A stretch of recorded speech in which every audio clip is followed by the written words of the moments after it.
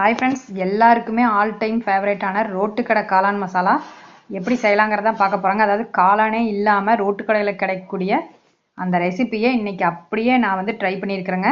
ரொம்பவுமே சூப்பராக இருந்தது. வாங்க, இதுக்காக நான் முட்டைக்கோஸ் எடுத்துருக்கேங்க. முட்டைக்கோஸை வந்து கட் பண்ணி வச்சுருக்கேன். இப்போ ஒரு பக்கோடா பதத்துக்கு எல்லாம் பிசைஞ்சு எடுத்துக்கலாங்க.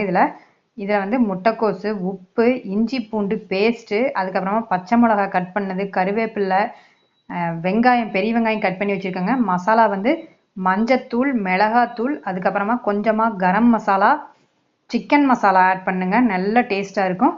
அதெல்லாம் அதுக்கப்புறமா கடலை மாவு, அரிசி மாவு, நான் கோதுமை மாவு எடுத்திருக்கேன். மைதா மாவு வேணுங்கிறவங்க மைதா மாவு சேர்த்திக்கலாங்க.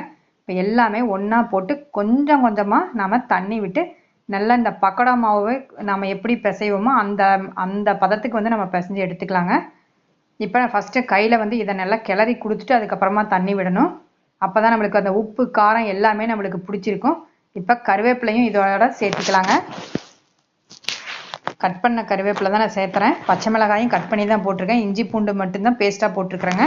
இப்போ எல்லாமே ஒன்றா நல்லா கையில் கலந்து கொடுத்துட்டு அதுக்கப்புறம் கொஞ்சம் கொஞ்சமாக தண்ணி விட்டு நல்லா பெசரி எடுத்து இதை நல்லா நான் வந்து அந்த பக்கம் ஏற்கனவே கடாயில் ஆயில் விட்டு வச்சுருக்கேன். அது காஞ்சிட்டு இருக்குது. இதை நல்லா ஒவ்வொன்றா சின்ன சின்னதாக போட்டு நம்ம டீப் ஃப்ரை பண்ணி எடுத்துக்கலாங்க. பெருசு பெருசாக போட்டோம்னா நம்ம கடைசியாக அந்த மசாலா செய்கிறப்ப எல்லாமே நம்ம கையில் பிச்சு பிச்சு எடுக்கணும். இல்லைன்னா லேசாக ஏதாவது ஒரு கல் வச்சோ இல்லை ஏதாவது ஒரு சின்ன கிளாஸ் வச்சோ நம்ம லேசாக தட்டி விடுற மாதிரி வரும். ஏன்னா அதில் வந்து அந்த மசாலாவில் வந்து கொஞ்சம் கூட நம்மளுக்கு தெரியக்கூடாது, தெரியாத அளவுக்கு தான் பண்ணி கொடுப்பாங்க. இப்போ கட் பண்ணி வச்ச பச்சை மிளகாயும் சேர்த்திட்டேங்க, கருவேப்பிலையும் சேர்த்திட்டேன். இப்போ இந்த மாவு வந்து நல்லா பிசைஞ்சாச்சு. இப்போ ஆயிலில் வந்து டீப் ஃப்ரை பண்ணிக்கலாங்க. இது வந்து கொஞ்சம் சிம்மில் வச்சே தான் போடணும். ரொம்ப பொன்னிறம் ஆனால் போதுங்க, ரொம்ப நேரம் ஃப்ரை பண்ணுங்கிற அவசியம் இல்லை. இப்போ இந்த அளவுக்கு நம்ம போடலாம். இப்போ இதுலேயுமே நான் சிலதெல்லாம் பெருசாக போயிடுச்சு. அதை வந்து நான் கையில் சின்ன சின்னதாக நான் வந்து பிச்சு எடுத்துக்க போகிறேன்.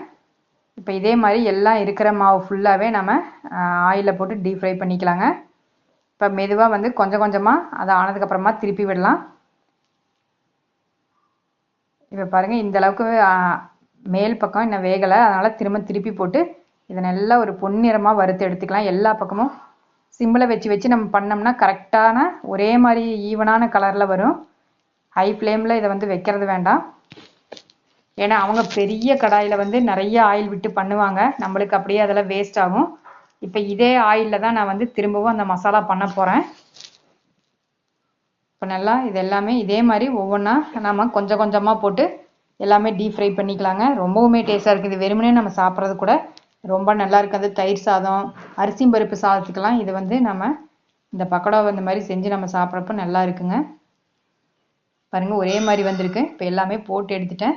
இப்போ கொஞ்சம் பெருசாக இருக்கிறது மட்டும் நான் வந்து சின்ன சின்னதாக கட் பண்ணிக்க போகிறேன். இப்போ நான் அந்த கடாயை வச்சுருக்கிறேங்க.